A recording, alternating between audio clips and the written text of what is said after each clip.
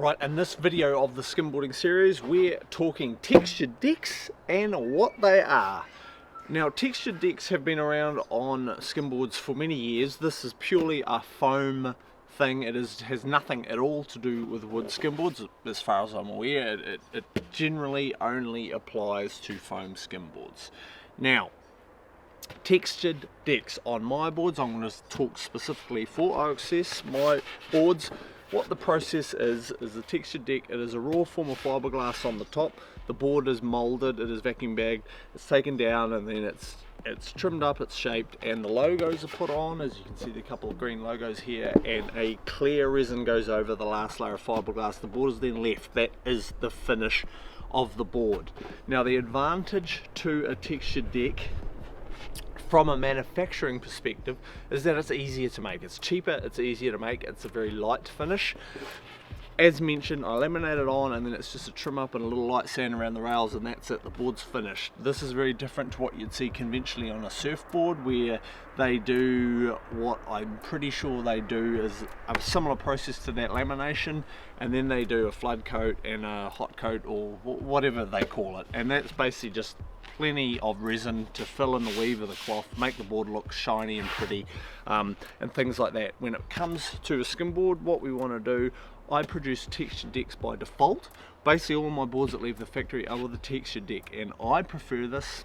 Like I mentioned, it's easier and it's quicker and it's cheaper to make. And I prefer to manufacture textured decks by default, and all the boards that leave me are in a textured deck purely because it's cheaper and it's easier to make, which keeps the price point of the boards down. I actually think it looks the best. You know, skimboards get a really hard time running up and down the sand, and you don't need a super glossy finish, in my opinion. You can, of course, it's very easy to do that. It will make the board heavier per its strength, and really there's no advantage as far as I'm concerned to running a glossy deck from my manufacturing standpoint. Now, with my boards, this one right here is a carbon splurge. It has quite a fine texture. It is a lighter cloth than I run on the e-glass boards. A lot of people choose to not run wax, so they'll pad their board up. I'll show you a padded board up in a second, and then don't run wax because it is actually a little bit grippy. Carbon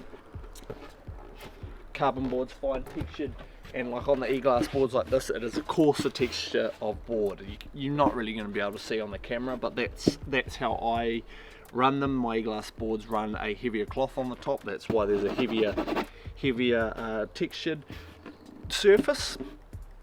And like I said, overall it is, from a performance standpoint, you're getting a lighter, better product.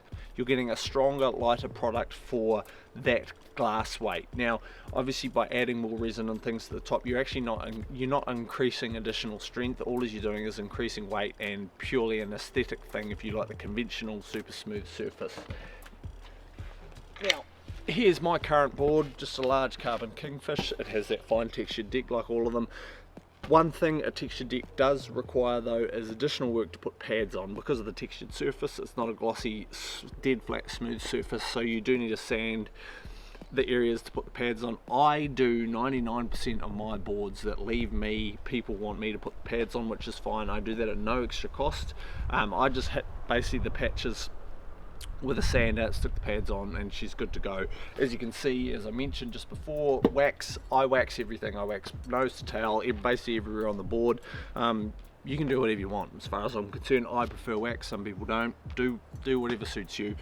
The way I look at it though is, if you're throwing tricks, the last thing you want to do is slip off the nose of the board because you threw something cool and you had no wax on there. So one thing I have been asked too about sanding the board is, will it weaken the board? By sanding the fiberglass, are you weakening the board?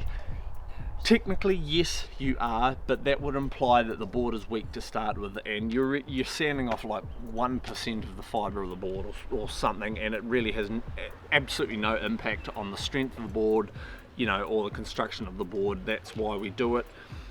Lastly, I think I need to highlight, this is my process here at OXS. I don't want to say this is how everyone does it. I'm not 100% sure on how everyone does it. Things seem to change from time to time. The best thing you can do if you want to know how another brand does it is ask them, but that is how I do it. So yeah, in conclusion, a texture deck is a laminated surface. I do it by default because it is a stronger, lighter and easier to produce finish, which helps keep the price point down. Of course, if you did want to go a gloss top, it's going to cost you more and only add weight and really no additional performance or anything to it. Of course, some people do get carried away with the aesthetic side of the board, which for me is not important because they just get trashed up and down the sand. So that's it. Yeah, texture deck's pretty simple really. I do have a full line of boards available at oaksskimboards.co.nz. All the links and anything you may know are down below in this description box. And feel free to drop any questions in the comment section below. I'm Sam Price, I'll see you at the beach.